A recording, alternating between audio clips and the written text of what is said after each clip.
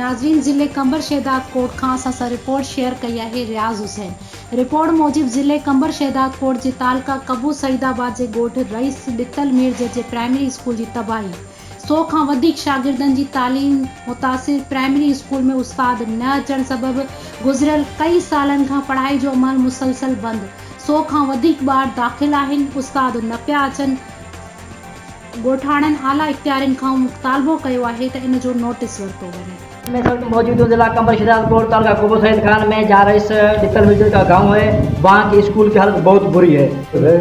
तालीमी मसलो आहे, असां वटि तालीम कोन्हे, स्कूल वक़्त खां गैराबाद लॻो पियो आहे। इदारे वारनि खे केई न के असां इतलाह ॾिनो आहे, को बि असांजी हिमायत कोन थो करे। साईं तव्हांखे घणो अर्सो थी वियो, माना एप्लीकेशन ॾिनो, दरख़्वास्त ॾिनो अथव, किथे किथे ॾिनो, कंहिंखे ॾिनो अथव? कुबे ॾिनियूंसीं, शहदाद कोट ॾिनियूंसीं, ॿिए हंधनि में ॾिनियूंसीं, कंबर में ॾिनियूंसीं। हुन में छा चवणु, तव्हांखे छा चवनि था? बसि हाओ कनि था, इदारो कुझु बि नथो करे। तव्हां कुझु चवणु चाहींदव?